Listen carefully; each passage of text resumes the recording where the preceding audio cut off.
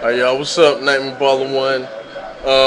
Been straying away from MMA videos, but I'm sorry, y'all. But this is a big event, and I'm really loving this card for UFC 77. I'm not gonna predict every fight. I'm just gonna predict like what I think are like important matchups on this card. So, I mean, every matchup is important in the UFC, but let's get to it, man. First match I'm gonna predict, well, first fight I'm gonna predict is Yushin Okami versus Jason McDonald, man. Like Yushin Okami has improved like so much in just a short amount of time, man. This dude, like he's just showing like just how sick he's getting, like with his stand up and his ground and pound. You know what I mean? And his ground game, period. I mean, dude is evolving like every single fight, son. Even though he didn't beat Rich, he showed some promise in that fight. You know, he almost submitted him with I think it was a triangle. I can't remember, but yeah, I mean, dude, I mean, he's showing that, he's getting better. He's working on his weaknesses, you know what I mean? Jason McDonald is another guy, that is very underrated. Every fight, is he's pretty much in to the end, you know what I mean? Like, even fights he loses, like the Rich Franklin fight, even though he got knocked out for a TKO stoppage, he showed that he wasn't afraid of Rich. He kept pressing the tempo. I mean, he got overwhelmed by Rich, but I mean, the dude, he's improving, steadily improving. You know what I mean? Next fight is but I'm gonna have to pick Okami. Okami's just too much. I think he just has all the tools to beat McDonald. You know what I'm saying? Like he's just better at almost everything. You know what I'm saying? I would just give the stand-up advantage a little bit to McDonald, but everything else Okami. All right, next fight I'm gonna predict is Caleb Starnes and Alan Belcher. Goddamn, I'm sorry, y'all. I'm kind of sleepy, but yeah, I just think this is gonna be like a ground battle, man. Like seriously, I just think Starnes is gonna try and get Belcher against the cage and. Yeah, man, and I think they're about evenly matched. They're about the same at everything. You know what I'm saying? So I mean, I don't know, man. I'm gonna have to pick I'm pick Starnes, man. I'm pick Starnes by split decision because I really think this fight is gonna be boring. I'm letting y'all know now, it's gonna be boring. It's gonna be a battle on the ground, but yeah, I think Starnes is gonna pull it out. Like maybe. I mean, I say split decision, though. I don't think he's going to be able to finish him.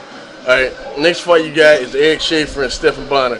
Okay, like I said, if you know me, I'm not the biggest fan of Bonner, but I respect him as a fighter, son, because, his ground and pound is sick and his submission ability is top, I ain't going to say top notch, but he has 6 submissions also, you know what I'm saying? And Schaefer ain't no slouch either when it comes to his submission ability, The only thing I doubt with Schaefer is his gas tank. That's just me. You know what I'm saying?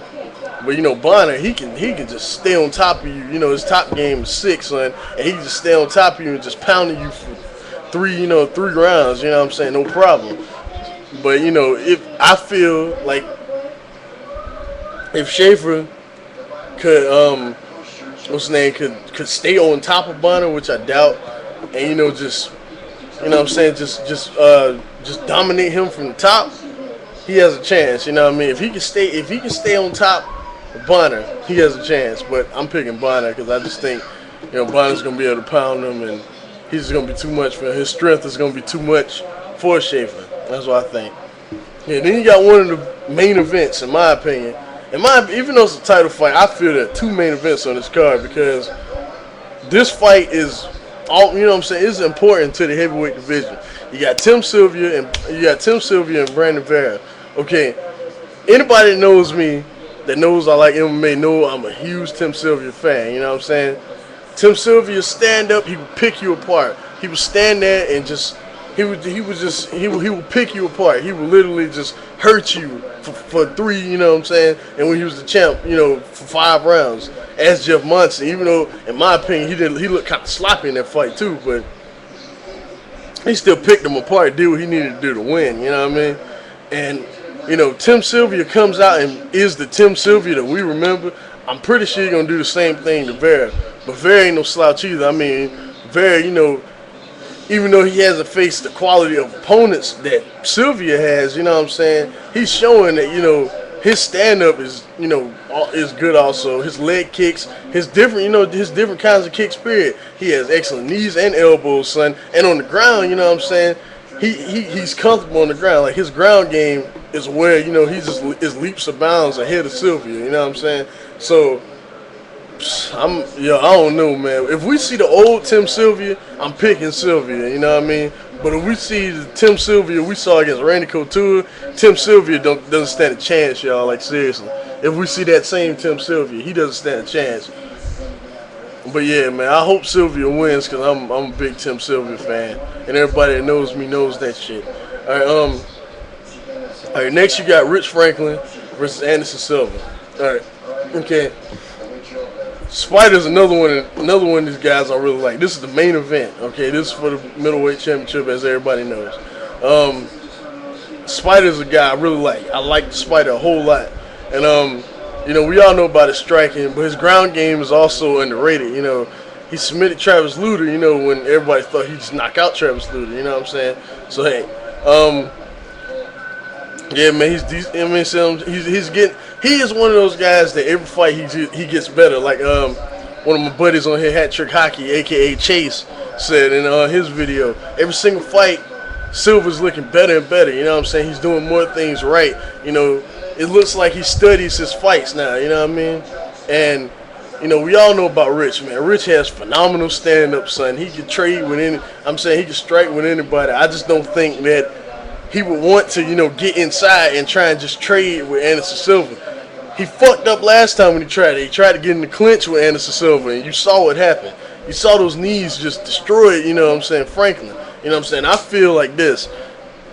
In all aspects of the game, Silva's better. But I feel like if Rich Franklin can play keep away and just keep, basically box him, you know what I'm saying? Like, hit him with jabs, you know what I'm saying? Like if he can Apollo Creed, like Rocky, if he can Apollo Creed Anderson Silva, he can do this shit, you know what I mean? Just sting him with jabs and moves, stick and move, you know what I'm saying? Like, he can't get in there and try and clinch with Anderson Silva, or the same thing will happen again. He might have an advantage on the ground, but I'd say, Silva, who knows, you know what I'm saying? He gets better, you know what I'm saying? So I don't know, but I'm picking Silva, just because it's a safe bet. I would not be shocked at all if Rich Franklin won this fight, though. But, it's the safe bet to pick Silva, because Silva is just on a tear right now, and he's improving every single fight, y'all.